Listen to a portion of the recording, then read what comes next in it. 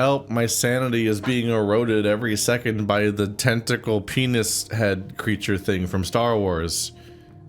Ah. Oh, he's gone. That was trippy. I think he was just like endlessly flipping my thing back and forth. Wait, is there another one? Are you what killed him? It wasn't Nodong? Am I gonna be okay? Oh, my health.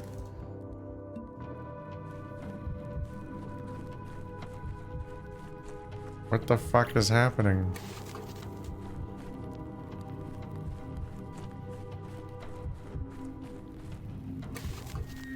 It's such a freaky creature. Wow, I recognized him immediately, but also I had totally forgotten about him because he's so not used all that much in the game.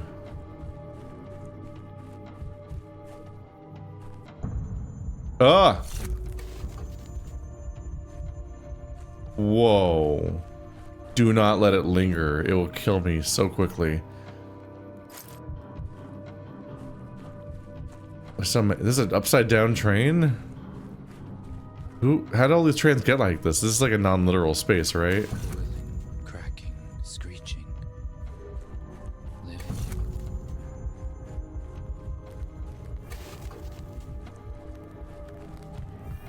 The town dribbles. I think my mania is ticking upward in this place instead of down. It's uncommon. I don't even know if it's helpful to be taking them all out. I mean, I'm less likely to be afflicted by them directly, I guess. But I can't... Am I doing anything? Oh, geez, there's a lot. Ugh. A stubborn one. I guess they're called albino. I thought they meant the worm, because they're also seemingly white. Huh. Seeing them all together definitely reminded me of the horrifying chicken creatures from Skyward Sword. It looks like it's a hand. This looks like a palm, like it's a hand holding the mask up, like it's a puppet creature. A stubborn one. Pushy, prying. What do you want? Not enough sick? Everyone has much sick from us, but do you want more?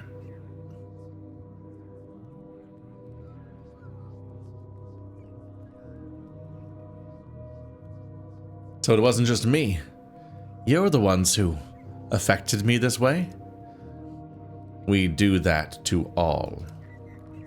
Like you can't be near us.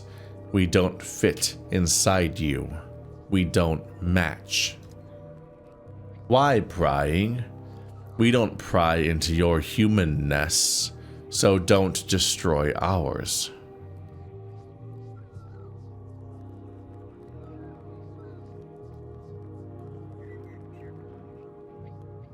That's not true.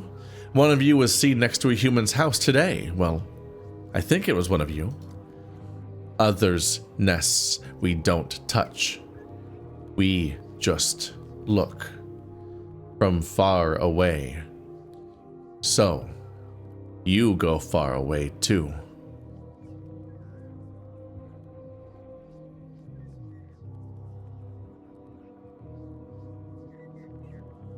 Wait, someone died yesterday, and today one of you went to look at his house. Why?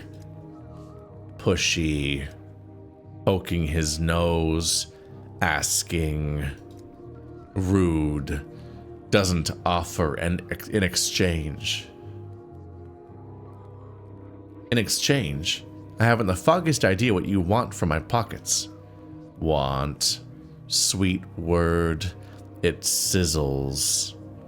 We want your unneeded, so it become needed by us. We are unneeded things too, you see. We nest in these unneeded iron boxes. They were left to die in unforgottenness here, just like we were before we took them for ourselves.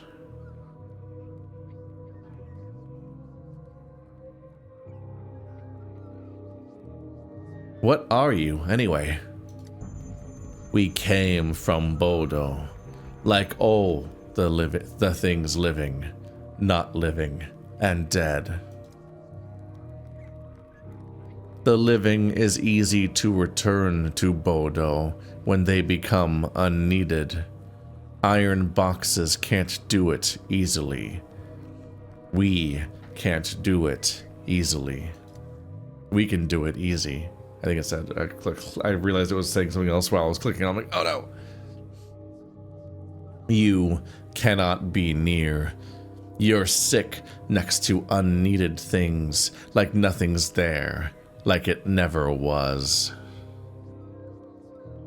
Thanks. I noticed that. But which one of you went to the dead man's house? He can't see it. All covered in town stuff, but he can't see it. He will see, with face taken off, but then no face left. He should give his unneeded in exchange. If unneeded makes his face unneeded, it needs an exchange. He can't give his face, he's stuck to it. Give in exchange something not stuck on.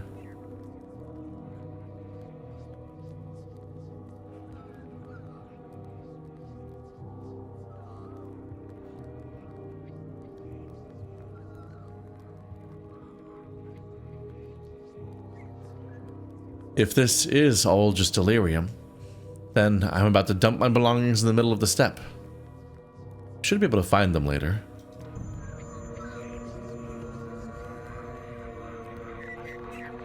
It costs 10.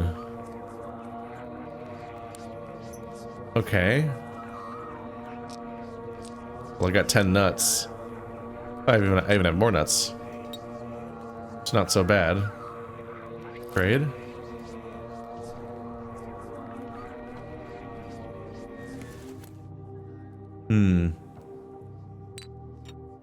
It's a special kind of item, so it goes to other parts of my inventory, it looks like. Useless thing, but I can't bring myself to throw it away. A piece of nonsense from distant steppe dumps. I truly have absolutely no use for it. But I've exchanged.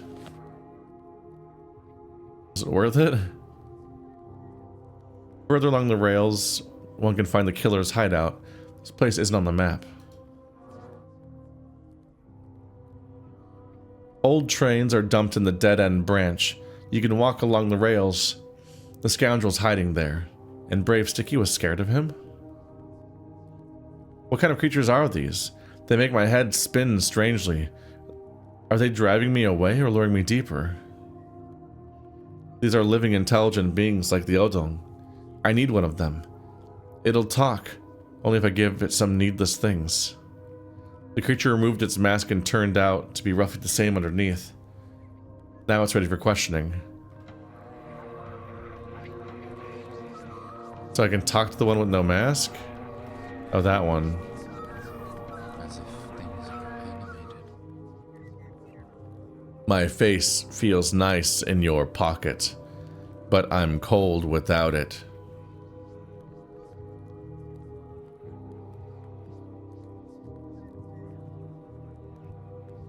Was this really necessary? Why couldn't you just give me an answer? We're light. Because we're unneeded. We have armor, so the wind does not scatter us. Your unneeded, in exchange, is also like armor. It still remembers you. Strong and heavy. It can hold on. My face feels heavy in your pocket. You remember that I exist.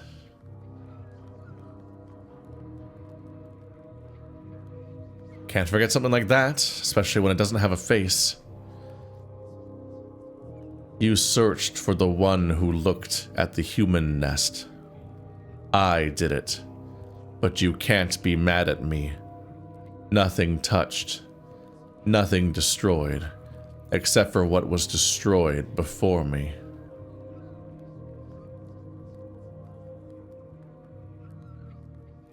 The owner of that house is dead. Some think that you are the killer. Mean thought. He knew the lines didn't have thoughts like that about us. I needed to know how he was, and now I do. Not well. Dead. I'm sad. So you knew Isidore, the owner of that house. He who knew the lines knew how to remember us, like a morning dream. He gave us big in exchange for our small, so he would have something to weave a nest and make armor. To him, we weren't unneeded.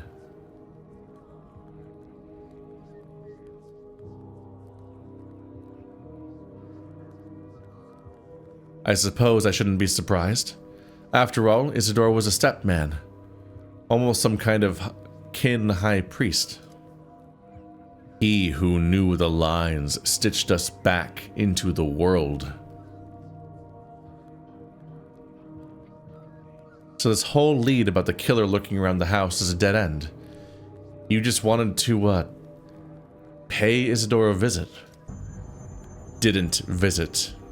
I had to check, to stop worrying. Did you have a reason to worry? He who knew the lines came to ask for something. We gave it. Afterward, he was frail, so we had to see him to his nest. Someone was waiting there, and he who knew the lines said, "Not an enemy. Not a threat." But there was worry anyway. Now there is calm, but sadness.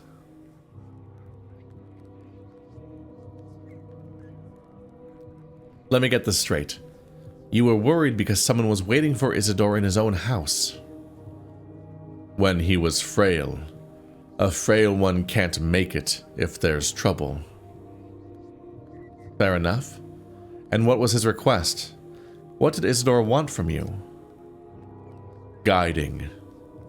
To take him and his friend far, far into the steppe. What friend? Who followed Isidore far out into the steppe?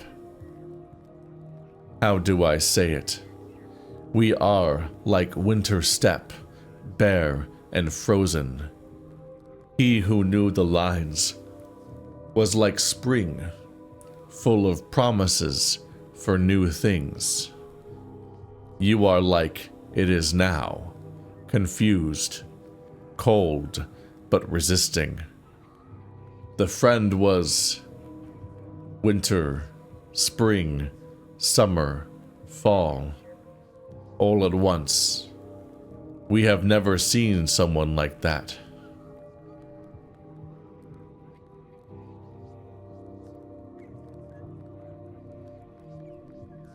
It's not going to hold up in court, but I think I know what Simon was doing before he died. I don't know where the friend is now. They went different ways in the town. Don't ask where they traveled. It was far. You wouldn't make it. You are frail, and you don't have us, and that is good. It's a secret that belongs to others. You can't destroy it, just like you can't destroy another's nest. But you know the way, right? You showed it to Isidore and the person he was with. You seemed like a clever thing. He who knows the lines can always find his way through the steppe. Think. Why would anyone take unneeded things along?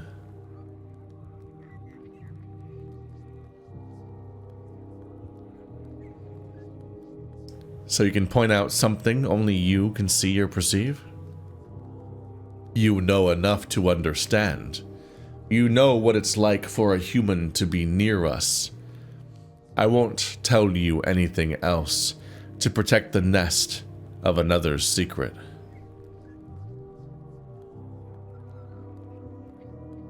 People feel unwell in your presence. But why would someone do that to themselves, especially in a long walk? Look at their tiny arms, and they got little babies in their nest.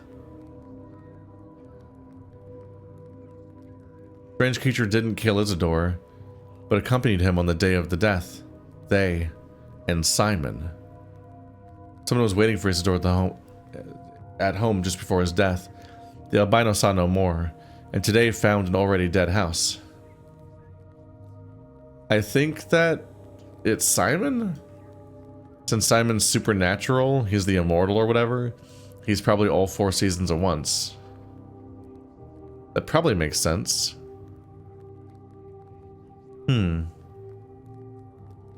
Let's maybe look into the burial next, since that's around here. Otherwise I need to work on leaving this place. God, those things are so freaky. I'm trying to remember. I think that these guys were kind of an obscure secret in the original games. Like the question of who killed Isidore was constantly an unpursuable thing. You couldn't really like make any headway with it. But at least not in your first playthrough when you're so overwhelmed. But in your second playthrough, when you're optimizing like crazy, you might actually be able to succeed. Calm down, me. I just want to get that. I can't climb though. I don't want to hear this. What's he reacting to right now? Damn. I just want to open that thing.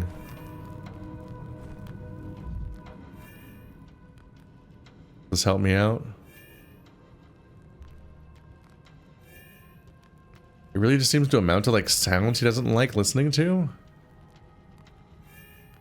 Not a very fast recharge.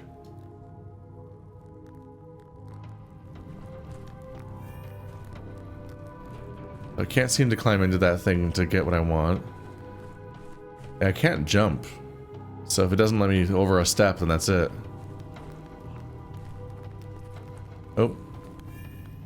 You're too high strung.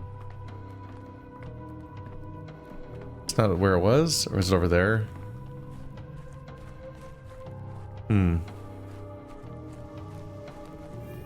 Forgot that there's so much of the world. I'm not sure if that one's even reachable. Hoy, half a man, half a boy. What? What did you say? Well, how'd it go? Did the bloodsucker drink you up? He's a vampire, right? Like in the moving pictures, right? Right?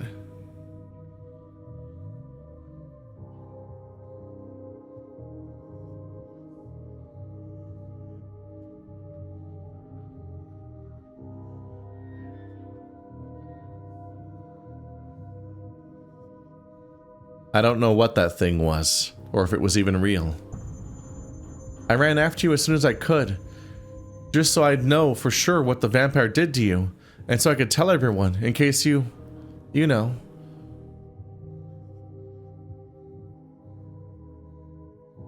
Keep poking into every corner like this, and you'll vanish without a trace too, one of these days. So how about it? Did an albino bloodsucker do in Master Borak too? No. Strange as it may sound, they were friends. Really? Master Borak was friends with a real vampire? I guess he could pull that off. Tell me, was he home before he died? Seeing patients, preparing tinctures, babysitting you kids? He never babysat us. He said we were this town's future and taught us things so we'd grow up better than you. But he stopped before his death. He warned us not to wait for him for a couple days. Said he wouldn't be around. We didn't even get to say goodbye.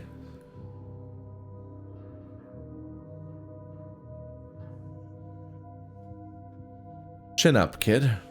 Your vampire was actually with Isidore these last couple days. He was helping him with something. But who killed Master Burrock then? And why? I thought it was a vampire, but only a spooky story monster would do that. But if it was a human, how rotten would they have to be?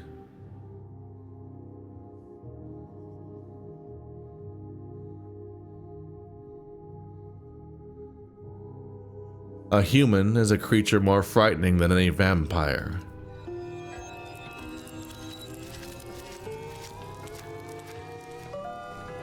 Those sounds, whoa.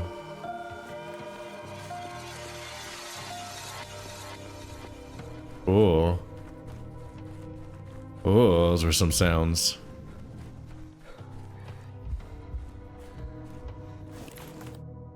Also, ow my health. All things considered, the map is pretty chill today, since there's no riot district or plague district. Oh, I can't go this way, can I? Yeah. Oh, I fit. I did not think that was gonna work. Oh, can't go there.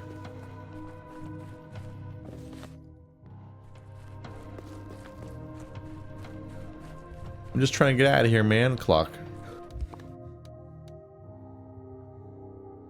Alright, let's see about this dog.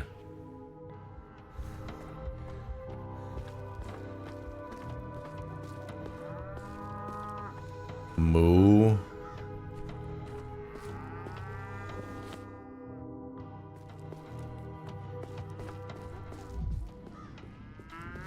I remember when there was constantly a cow just right outside my base.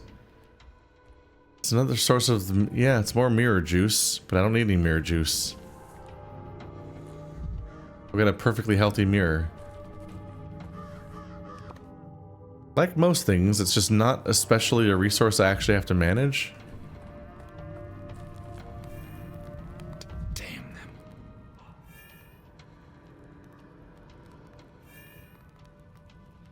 them.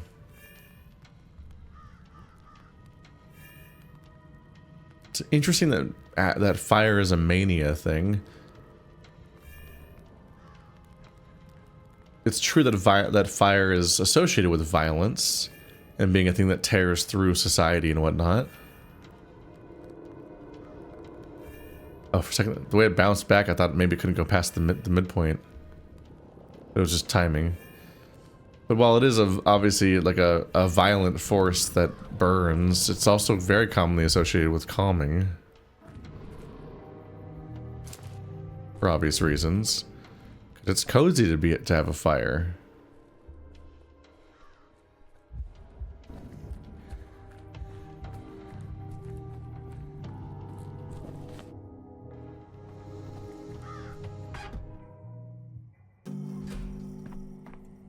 Yep, it's a kid. Unsurprisingly.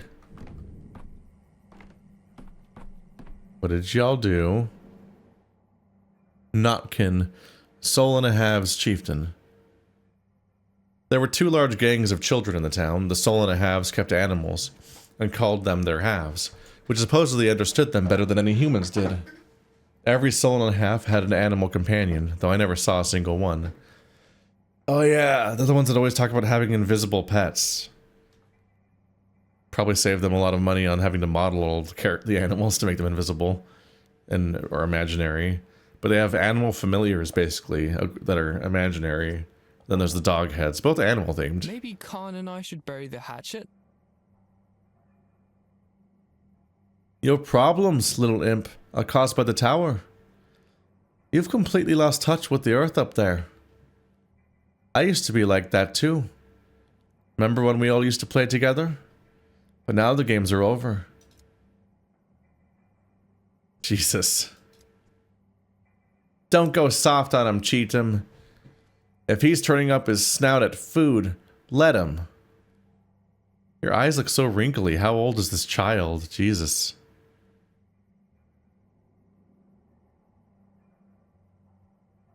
And so the doggy was a doghead all along.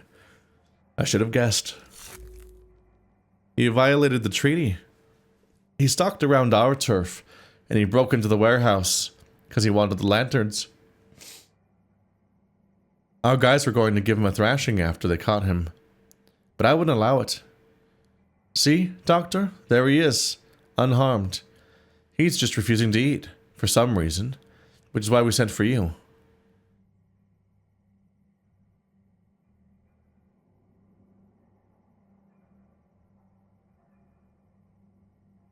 Lanterns? What does he need lanterns for? It's not like we haven't tried asking him, but the pup won't speak.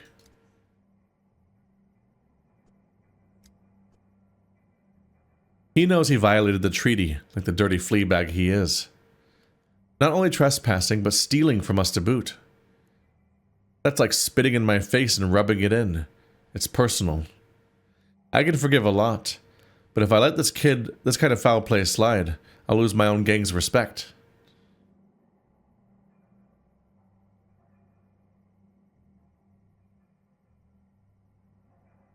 So, you locked up a trespasser like the big tough gang you are. Now what? What's your plan? The plan was to punish him, send a message to the others, but then he went on a hunger strike on us.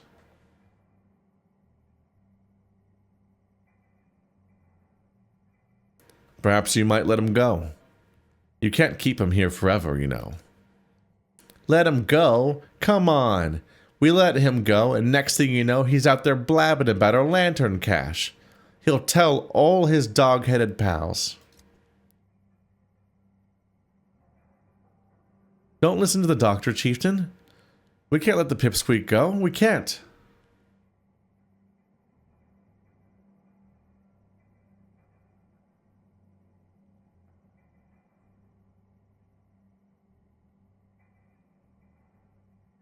You tortured a kid within an inch of his life. He can barely speak anymore. Are you going to starve him to death?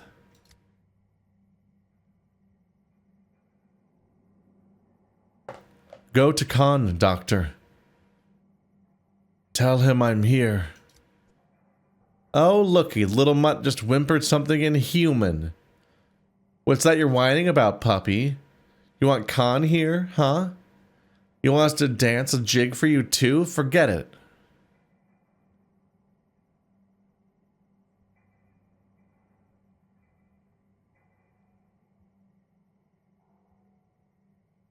Khan. That's Kane Jr., right?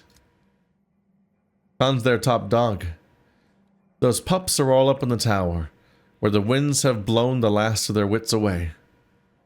They think putting on a mask is all that it takes to reject their animal nature. But that's just silly. How can you overcome your nature with a mask?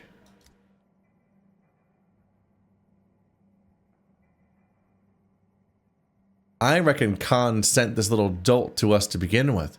His plan was to steal our lanterns, and now he's holed up in his tower, afraid to even peek out.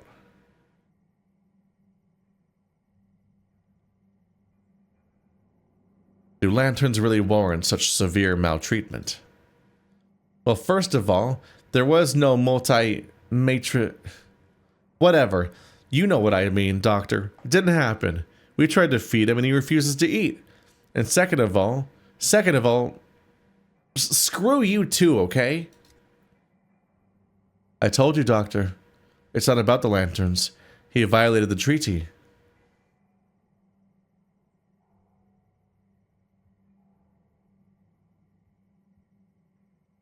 Then go fetch Khan if you can't settle this conflict without him. What was the point of sending a messenger to me? Yeah, sure. We should send a messenger to Khan so he grabs him and takes him prisoner. What kind of jackass would just walk into captivity? Use your brain, man. We sent for you because the pup is starving himself and it's not right. We're not beasts, unlike them. I want to do this the proper way, treaty and all.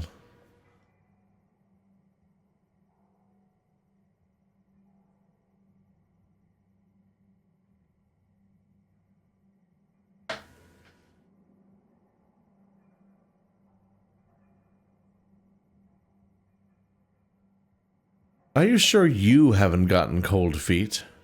You're the leader here. Why don't you go to him to negotiate? This is all so important.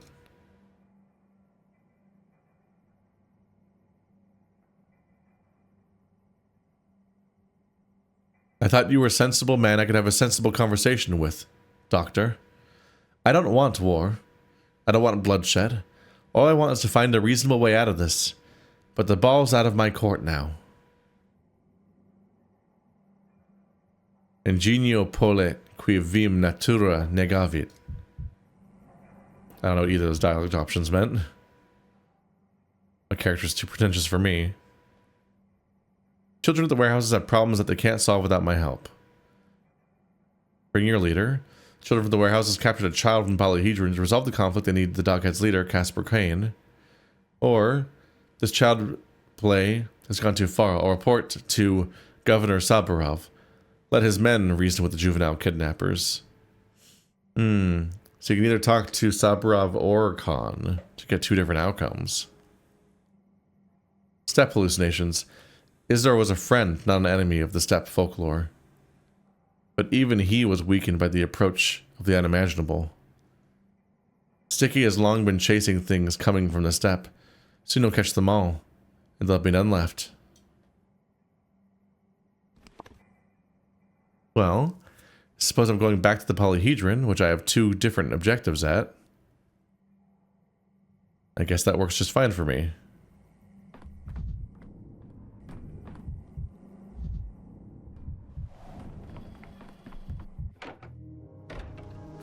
Being reminded of the fact that there are storylines that resolve in child murder in the previous games.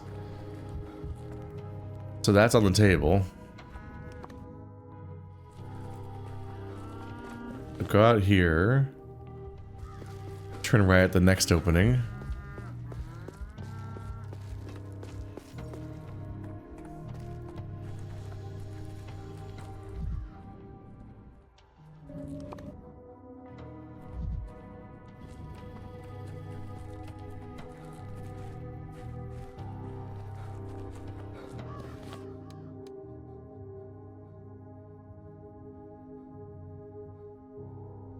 First I go to south of the tracks on the fancies of children, and now I'm resolving child wars. Not making a lot of progress in terms of the actual plague I'm trying to address, but if it's going to be the plot of today, it'll be the plot of today. It's kind of relaxing knowing I can just follow one objective at a time and just see it through to the end and not have to worry about time limits because I just get more time. I have infinite time. I'm having fun revisiting the story and the setting and stuff like that, the characters, and this visuals like that. I'm not sure if the gameplay loop makes a lot of sense to me in terms of like it being some kind of compelling struggle and concern and so on.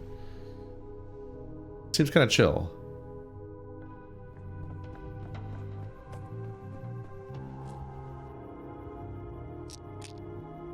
I've got nuts I can trade.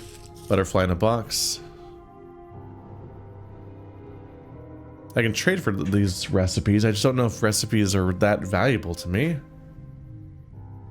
As opposed to how cheap this stuff is. Maybe a bullet, if needed.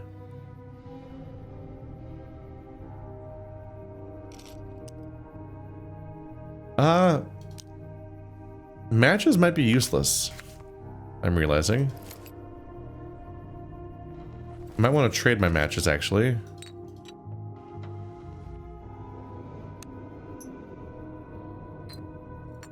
Oh, they don't want matches.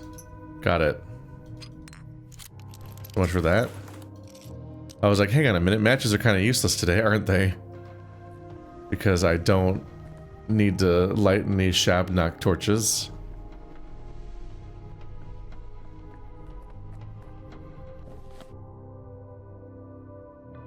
Is there a different door that I've been missing this whole time? Over here. Oh. Yeah, you look happy to see me. Immortality is not what people imagine it to be. It's different. You cannot achieve it without dying.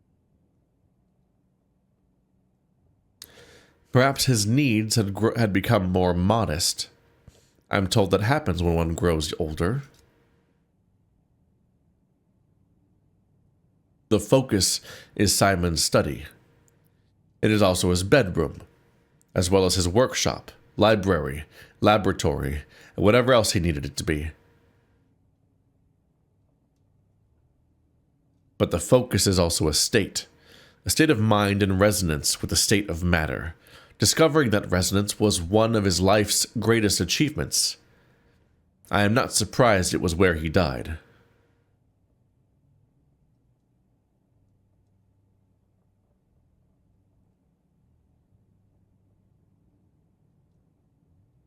So, it is the site of his death. The focus cannot be entered unless its owner wills it. However, that night I woke up with an irresistible urge to knock. I cannot explain it. It was as if a hook lodged itself in my heart and dragged me towards the door. Simon didn't respond, but I was able to enter. He was already dead.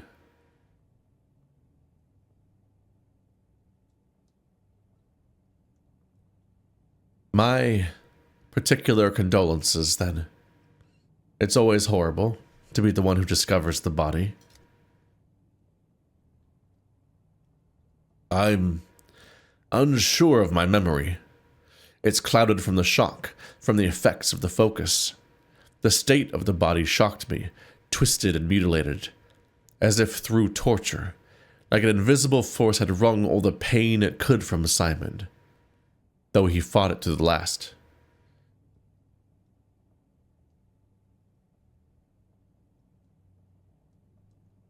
I know you say you're unsure, but doesn't this mean Simon was murdered? Someone crept into the study and... Only if Simon let the murderer in himself. Locks are not what guards the focus. Besides, I do not believe a visitor could retain the capacity to end a life. As I told you, it is a state of mind, not a three-dimensional space.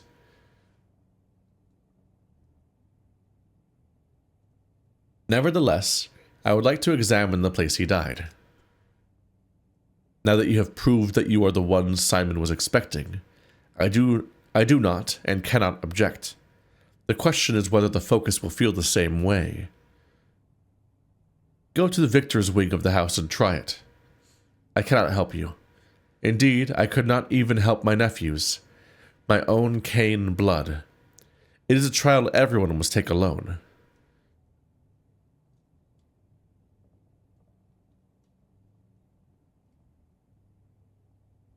Thank you for your permission and this conversation itself.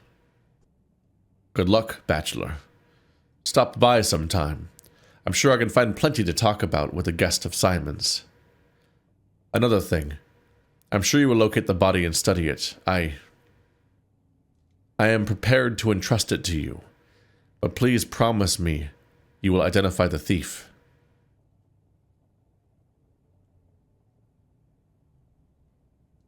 I'm interested in the body, not the thief. If it's found and the culprit isn't, I'll leave it to you to track them down. My decisions echo into the future. Ooh. The Cains might be offended by my lack of compassion about Simon. A bit of sympathy, and we're good friends again. Today is the day I received the blessing to visit Simon's study. There's a whole other dimension to that. That's interesting.